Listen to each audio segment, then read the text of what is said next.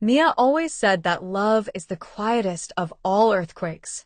It can seem almost imperceptible at first, yet within seconds it shifts all the vectors of one's inner world. She never expected her life to change precisely at the moment when she had almost completely stopped believing in the possibility of deep, honest feelings. She came to America not to look for a relationship, but to learn first how to live for herself. Her inner energy and gentle warmth drew people in, yet at the same time, she felt that no one had ever truly seen her heart. It was during this period of inner emptiness that she met Avery and Skylar. Avery was incredibly calm. Her voice was soft yet confident, and she knew how to listen in a way that made all tension around her vanish. People instinctively trusted her because she never pressured anyone, never demanded anything. She simply knew how to be present when needed. She was the kind of woman who had endured difficult chapters in life, transforming them into inner strength rather than trauma. If someone had called her too quiet or gentle, Mia would immediately insist that Avery's strength ran far deeper than most could even comprehend. Skylar, in contrast, was bright, confident, and charismatic. Older than the others, she carried the maturity of someone who had experienced heartbreak, someone who had learned not to idealize.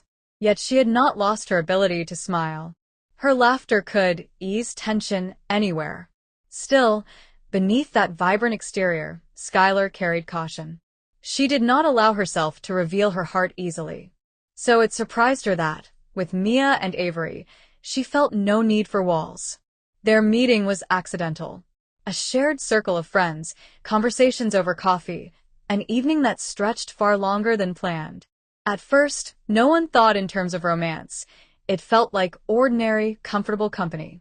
Yet gradually, beneath the surface, inner layers began to shift.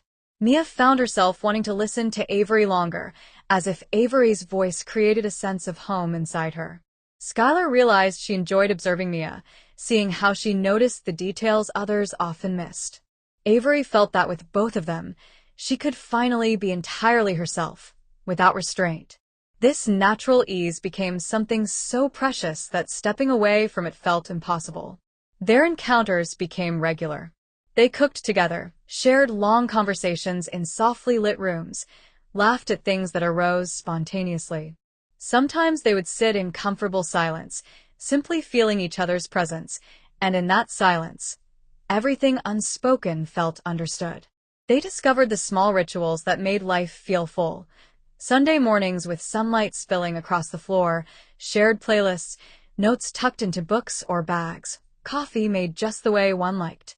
Every laugh, every glance, every soft touch was a thread that wove their hearts closer. No one spoke of love, but each knew, deep inside, that feelings were growing. Then came the moment when the tension they had quietly carried became almost tangible. Mia admitted that she feared closeness because love had always brought her pain, and she worried that confessing her feelings could destroy what they had.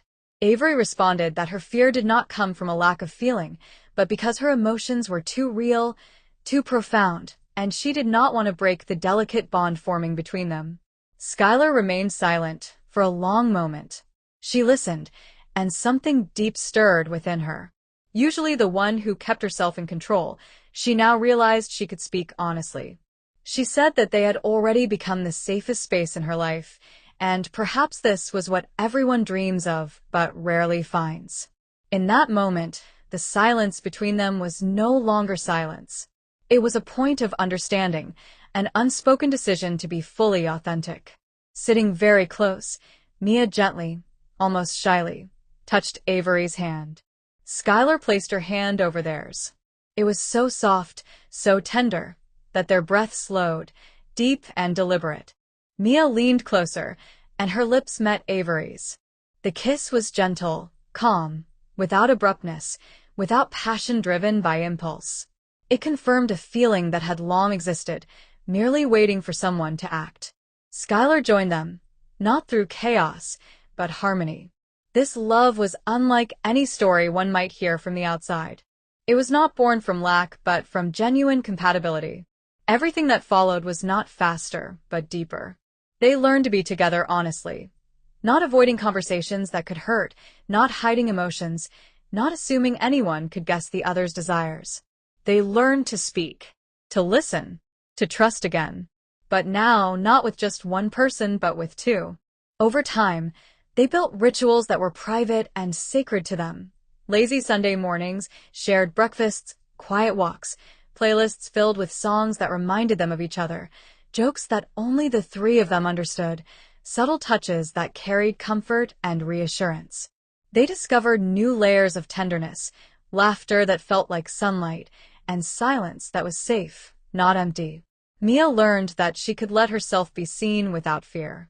Avery felt that being with both of them allowed her heart to stretch in ways she had never imagined. Skylar realized that opening her heart did not weaken her. It made her stronger, more alive, more complete.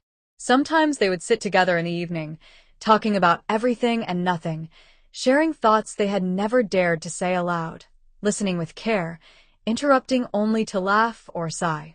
At other times, they would be quietly together, letting the comfort of presence speak for itself. They discovered that love could be patient, grounding, and calm, that it could hold space for all the complexities of a human heart. In America, many fear admitting to such a model of love, yet they owed no explanations to anyone. Their relationship was mature, calm, and based on reciprocity rather than the need to prove its legitimacy. They chose love every day. Each of them knew that the love they shared was extraordinary. It was not random. It was a quiet earthquake that came when nobody expected it, and for that reason, it became the truest. Every shared glance, every gentle touch, every soft word became a testament to their decision to be vulnerable and honest. They had found not only love but home in each other, a shared life full of trust, warmth, and the quiet certainty that they belonged together. And in the deepest sense, they realized that the love they had found was not just between them. It was a reflection of themselves, of the courage to live authentically, to trust without conditions, to embrace vulnerability without shame. It was the rare kind of love that changes you silently, profoundly, forever.